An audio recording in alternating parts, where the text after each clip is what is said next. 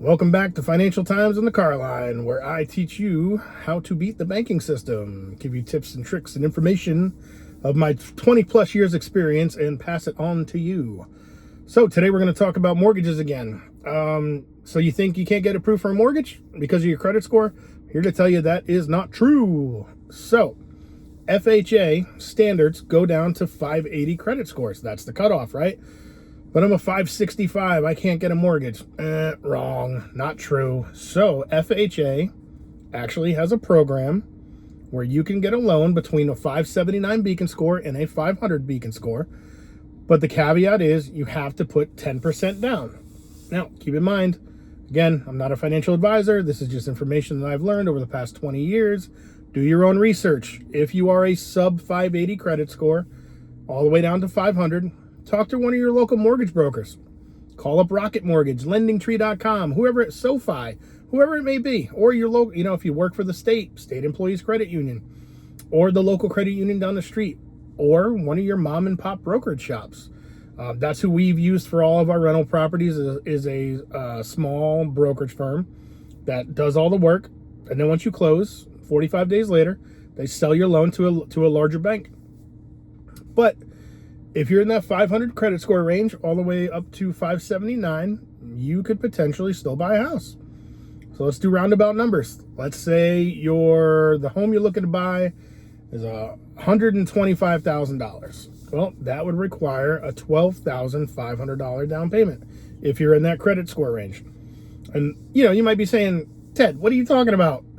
People in a credit score range of 579 to 500 aren't going to have that kind of money. Wrong. Guess again. Don't sell yourself short. I worked for 7 years in the collection industry for a legal firm, and I kid you not, I would see people with 400 credit scores that owed $60,000, $70,000 in debt, and they were about to go to court.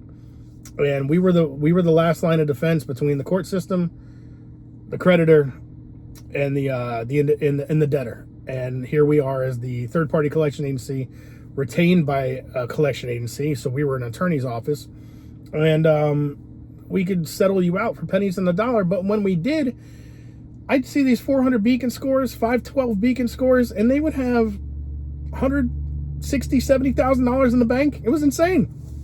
And I'm like, why didn't you just pay the debt off in the first place? Well, there's a million different reasons. So don't ever sell yourself short as to, I'm never going to have that kind of money if I have that type of credit score.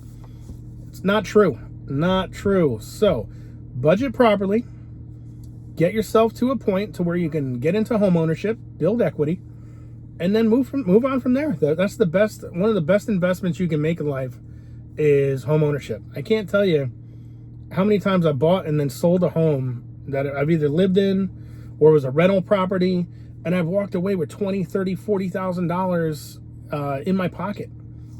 So that's the big thing you got to focus on. Is like, do you want to keep paying rent to someone every month over month? You're shelling money out.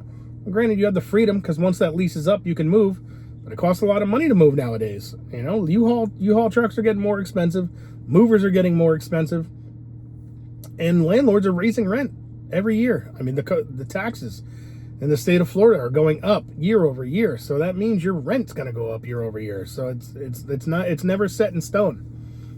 Even in home ownership, your mortgage payment's never set in stone, because when taxes go up, your mortgage payment goes up.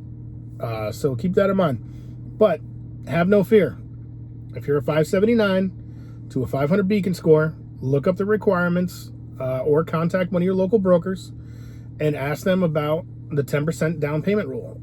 Is it possible? Because, hey, I'm a 540 beacon, but it's because of XYZ, and I can explain why that medical collection went into debt.